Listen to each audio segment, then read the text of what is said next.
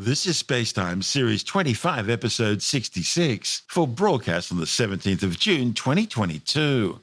Coming up on Spacetime, NASA's Mars probe MAVEN back in service following a major glitch, unraveling the mysteries of brown dwarfs, and 3 new crew members board China's space station. All that and more coming up on Spacetime. Welcome to Spacetime with Stuart Gary.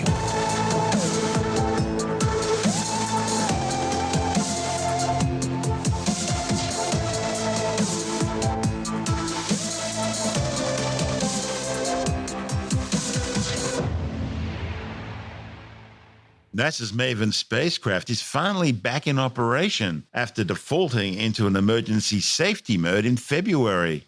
Mission managers eventually traced the problem to its inertial measurement units, which are responsible for navigation.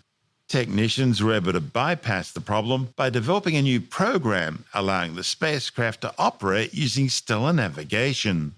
MAVEN's principal investigator, Shannon Curry from the University of California, Berkeley, says the fix should allow the orbiter to continue studying the Martian atmosphere and acting as a telecommunications relay satellite right through until the end of this decade.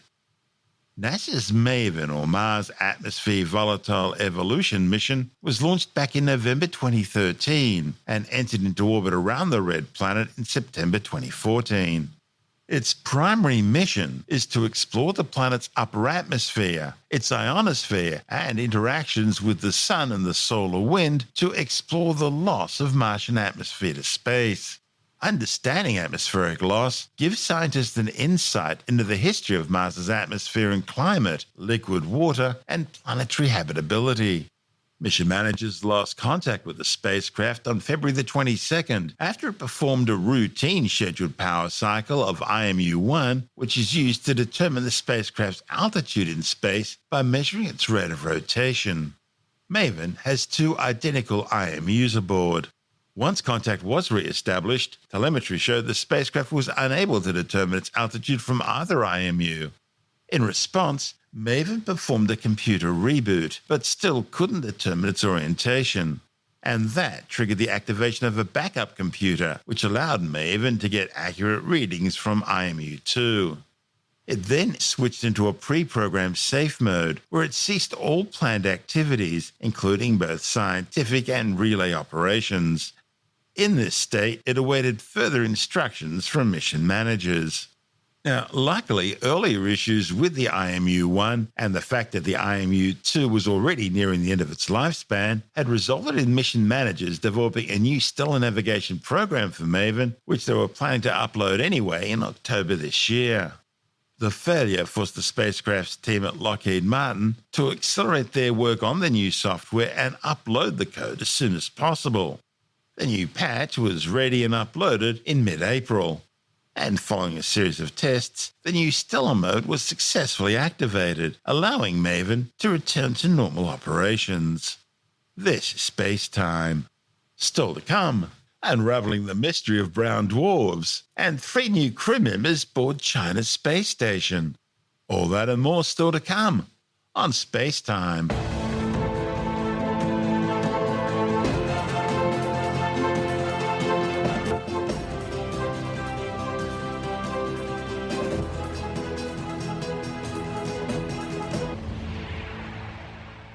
Astronomers have discovered 5 brown dwarfs, objects which fill the gap between the largest planets and the smallest stars.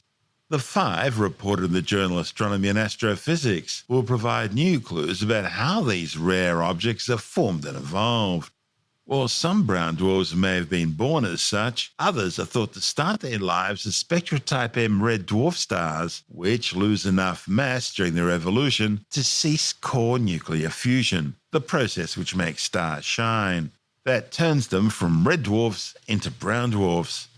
Current estimates suggest that brown dwarfs fit into a category between the largest planets, which have about 13 times the mass of Jupiter, and the smallest Spectra-type M red dwarf stars, which are about 75 to 80 times the mass of Jupiter, or to put that another way, about 0.08 solar masses. However, Astronomers still don't know exactly where the mass limits of brown dwarfs lie, limits which allow them to be distinguished from low-mass stars, especially since their composition is often very similar to that of low-mass stars. Like Jupiter and other gas giants, stars are mainly made up of hydrogen and helium. But unlike gas giants, stars are so massive and their gravitational force is so strong that hydrogen atoms in their core fuses into helium, releasing huge amounts of energy and light. Brown dwarfs, on the other hand, are not massive enough to fuse hydrogen in their core. Therefore, they can't produce the enormous amounts of energy and light that we see in stars. Instead, brown dwarfs fuse relatively small stores of a heavier atomic version of hydrogen called deuterium.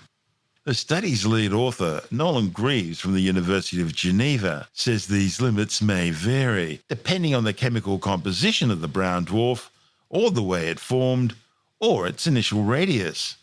To get a better idea of exactly what these mysterious objects are, astronomers need to study them in detail. That means getting as many examples as possible.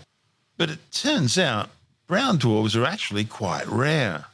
Despite all their efforts, so far astronomers have actually only characterized around 30 brown dwarfs. Now that compares to billions of stars and thousands of planets. The 5 newly discovered brown dwarfs were identified by NASA's Transiting Exoplanet Survey satellite, TESS. These so-called TESS objects of interest have been catalogued as TOI 148, TOI 587, TOI 681, TOI 746, and TOI 1213. Each of these brown dwarfs orbits a host star, with periods ranging between 5 and 27 Earth days. They have radii between 0.81 and 1.66 times that of Jupiter, and are between 77 and 98 times more massive. And this places them right on the borderline between brown dwarfs and red dwarf stars. These 5 new objects, therefore, contain valuable information.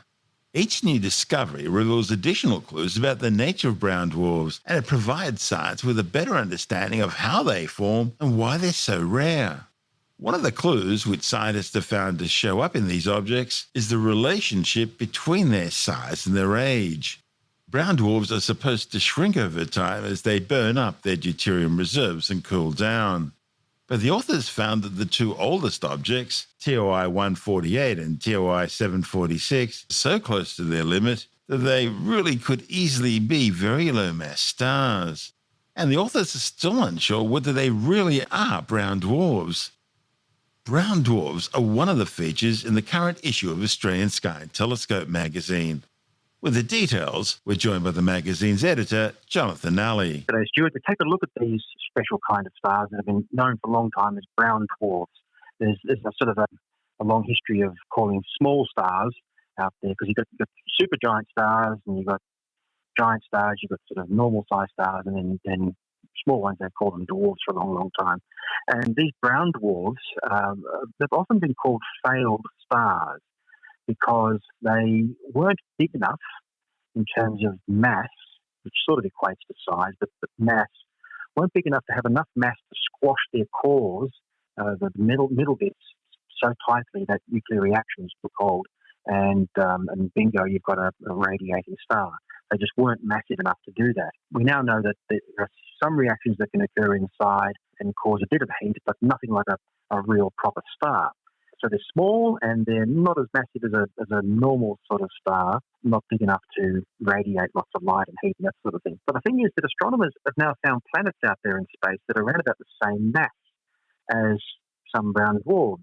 And they've also found some brown dwarfs that are around the same mass as planets, raising the question, how do you tell them apart for these particular categories? So the dividing line between some planets and some stars of this kind has become blurred. And so have the ideas about how they formed and everything. So brown dwarfs, like any other kind of star, have been thought to form within big clouds of gas. That's where you get stars forming. They're called star-forming regions, these big clouds of gas. Planets, though, they're thought to form within the swirling mass of gas and dust that collects around a young star as it is forming and when it gets formed and first gets lit up, if you like. That's the planet's form out of this. They call it a disk swirling around. An accretion Protoplanetary swirling disk. around this. Yeah, and it's sort of a planetary accretion disk swirling around a newborn star. So that's what they think that planets are formed, whereas brown dwarf stars are formed actually out of big clouds of gas. Now it looks like some planets orbiting far out from their stars may actually have formed like brown dwarfs from within collapsing gas clouds. And meanwhile, some free-floating brown dwarfs may have formed like planets, initially within a swirling disk around a star, and then have got flung out of their star system and then to float through space forever on their own.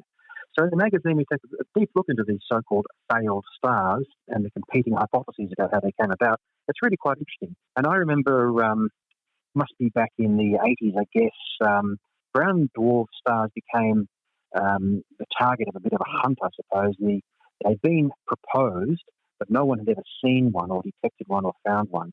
And so there was a bit of a rush on between astronomers in different parts of the world to be the first to absolutely confirm that they'd found a brown dwarf. And I do remember a couple of astronomers here were made some claims that they had. I don't think that really got anywhere.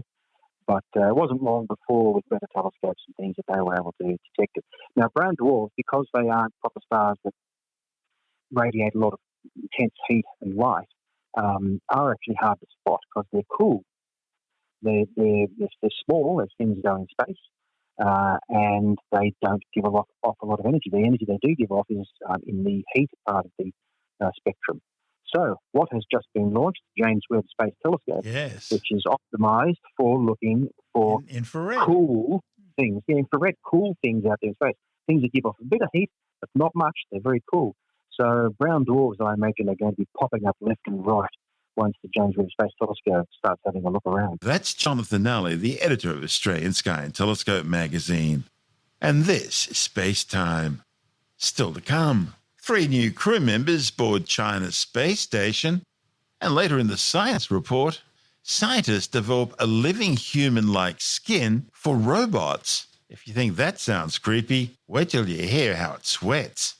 All that and more still to come on Space Time.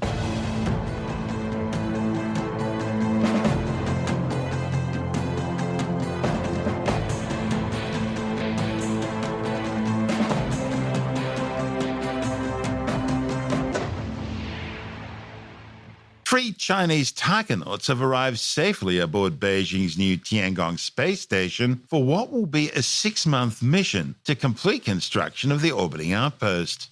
The trio blasted off in their Shenzhou 14 capsule aboard a Long March 2F rocket from the Jiuquan Satellite Launch Center in northwestern China's Gobi Desert. They'll replace the Shenzhou 13 crew who returned to Earth in April after 183 days on station. The Tiangong, which means Heavenly Palace, is expected to become fully operational by the end of this year, with 2 more science modules being added to the main body. Last month, the Long March 7 rocket blasted off from the Wenchang Satellite Launch Center in Heian Province, carrying the Tianzhou 4 cargo ship loaded with 6 tons of fuel and supplies, which successfully docked to the space station 7 hours later. It's been a busy time for China's space program, with Beijing launching an ever-growing flotilla of spy satellites designed to keep an eye on the Communist government's growing list of adversaries as it continues what Beijing says is its build-up for war.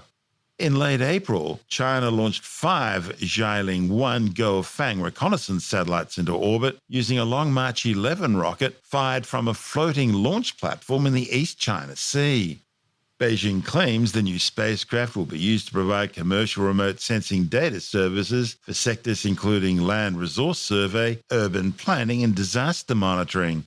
In reality, they're spy satellites designed to provide high-level surveillance capabilities. Another pair of Earth observation satellites, the Saoui-Going 101 and 102, were launched a few days later aboard a Long March 2C rocket from Jiuquan. Once again, Beijing claims they're designed to provide commercial remote sensing data services for industries including surveying and mapping, as well as environmental protection, urban security, and digital rural development. Since 2016, Beijing has launched more than 188 Earth observation, surveillance, or reconnaissance satellites designed to provide near-continuous high-resolution and electronic monitoring of areas of interest to China. The last month has also seen Beijing launch a new atmospheric environmental monitoring satellite. That was flown aboard a Long March 4C rocket from the Tian Satellite Launch Center in northern China's Shaanxi province.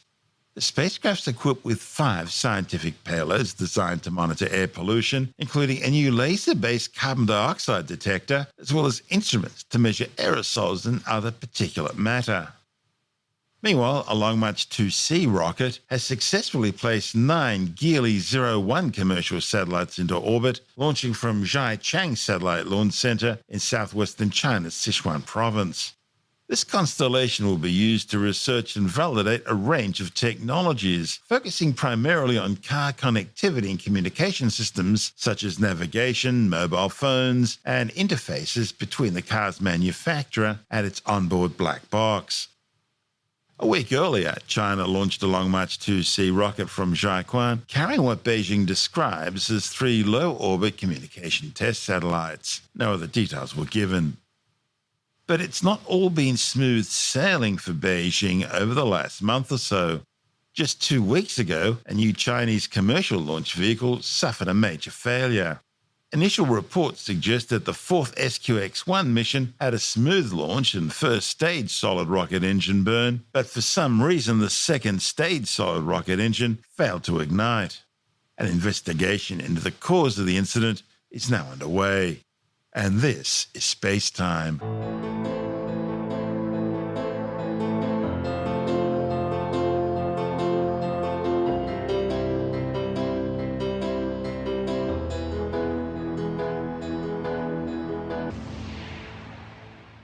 And time now to take another brief look at some of the other stories making news in science this week with a science report.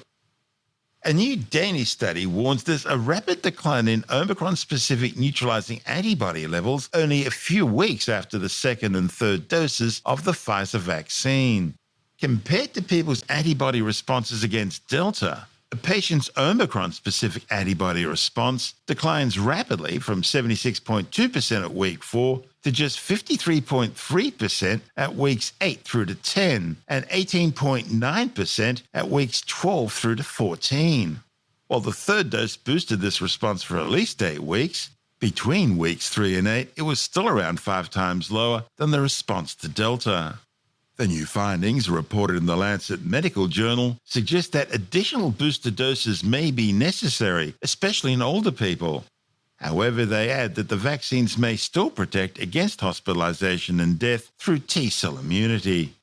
Over 6.3 million people have now been killed by the COVID-19 coronavirus since it first appeared in the area surrounding China's Wuhan Institute of Virology back in September 2019. However, the World Health Organization says the true death toll is likely to be around 15 million, with well over 536 million confirmed cases globally. A new study says a plant-based diet, especially a healthy one, can reduce the risk of developing type 2 diabetes. The findings, reported in the journal Diabetologia, analyzed the metabolite profile of blood plasma samples taken from around 10,000 people. This gave an indication of how plant-based their diet is and how many healthy and unhealthy foods they were eating. Researchers say those whose diets were more on the plant-based side, especially when the foods they ate were predominantly healthy, had a lower risk of type 2 diabetes. In not at all creepy news, Japanese scientists have made living human skin for robots, and they say it even feels a bit sweaty.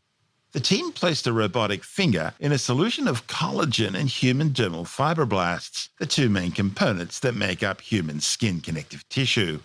The initial layer of skin shrank naturally to wrap around the finger, and it acted like an undercoat for the next layer of cells to stick to. These were human epidermal keratinocytes. The skin was tough enough to withstand the robot finger circling and stretching. It was waterproof just like real human skin, and it can even heal itself if a collagen bandage was applied to any wounds.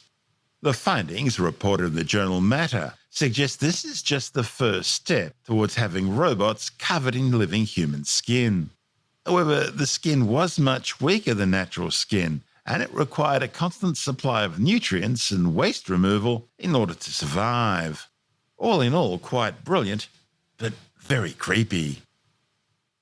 A new survey has found that half of all people in the United Kingdom believe in life after death. The findings are based on a survey of 1,000 people across Britain and show that a quarter base their belief on personal experience, while 28% base it on religious belief. 3 in 5 people who believe in the afterlife think that all people experience the same thing after death. A quarter of participants believe that there is either a heaven or a hell. And 16% believe in some sort of spiritual realm, while another 16% believe in reincarnation. 4 out of 5 people in the UK believe that being a good person gets you to heaven, while 32% say being a good person also means accepting a higher power. 87% believe hell involves psychological and physical suffering. The survey also found that 2 in 5 people claim to have seen or felt the presence of someone who had passed away, while almost a third believe that it's possible to communicate with the dead. And 1 in 10 have actively attempted to contact the dead, more than half using a medium. Interestingly, more than half of all pet owners surveyed said they believe pets also go to an afterlife, and 39% believe they'll be reunited with their pets after death, similar to other departed loved ones. Tim Mendham from Australian Skeptics says it all provides a fascinating insight into human thought in the 21st century. This is a survey that was done in the UK by a company that sells ghost hunting gear, which is all the little machines to go pip and that sort of stuff. They looked at 1,000 people to find out what their belief was in the afterlife, and they found that 50% of people do believe in an afterlife, and that most of those believe that everyone gets the same thing. Now, they either go to heaven or hell, which is interesting because 55% of those who believe in an afterlife, so 50% believe in an afterlife, so you half the 55% believe they'll go to heaven, but 58% still worry about going to hell. So there's a bit of an overlap there. I don't know how people can believe they'll go to heaven and go to hell, but never mind. Maybe they're unsure about what they've been doing. They're having a bet each way. And the moral consequences of it all. Yeah. I mean, that's the sort of thing you get. Heaven and hell are pretty prevalent amongst the 50% of people who believe in an afterlife. So, and it goes on and on and on, like all sorts of things like that. Anyway, 40% believe they've seen a ghost, 35% have actively attempted to contact the dead, and 40% believe they'll be reunited with their pets. Oh, I hope I am. Yes. Yeah, they're probably bored with me. And that raises the issue that, sort of what does the entity look like after death? Is it at the moment of death, or is it sort of as you would prefer to see them when they are puppies? It's a bit weird.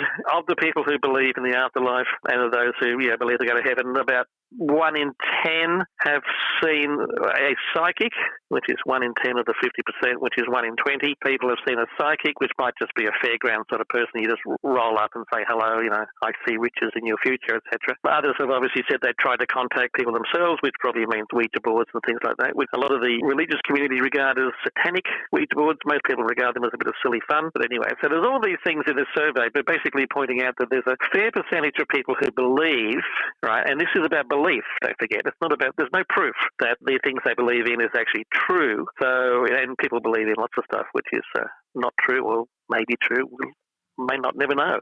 And so therefore, that's what the survey says. But anyway, the vast majority of people who say they're going to go to heaven say living a good life and being a good person is enough. But 32% add on that you have to actually believe in the higher power. So if you don't believe in God, you're not going to go to heaven, no matter how good you are. So that's what the people of Britain believe, or at least 50% of 1,000 Brits. That's Tim Mendham from Australian Skeptics.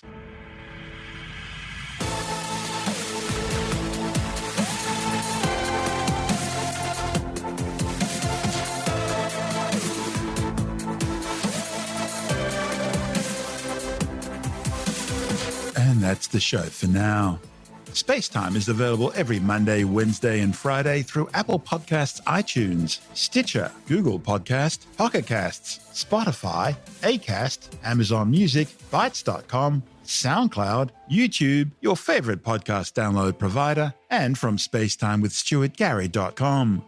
Spacetime's also broadcast through the National Science Foundation on Science Zone Radio and on both iHeartRadio and TuneIn Radio.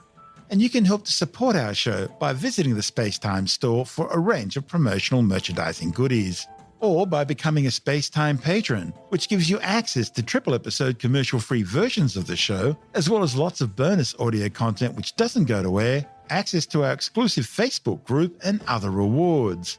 Just go to spacetimewithstuartgary.com for full details. And if you want more Spacetime, please check out our blog, where you'll find all the stuff we couldn't fit in the show, as well as heaps of images, news stories, loads of videos, and things on the web I find interesting or amusing. Just go to spacetimewithstuartgary.tumblr.com. That's all one word, and that's Tumblr without the E. You can also follow us through @StuartGary on Twitter, @SpaceTimeWithStuartGary on Instagram, through our Spacetime YouTube channel, and on Facebook, just go to facebook.com/Spacetime with Stuart Gary. And Spacetime is brought to you in collaboration with Australian Sky and Telescope magazine, your window on the universe. You've been listening to Spacetime with Stuart Gary. This has been another quality podcast production from Bytes.com.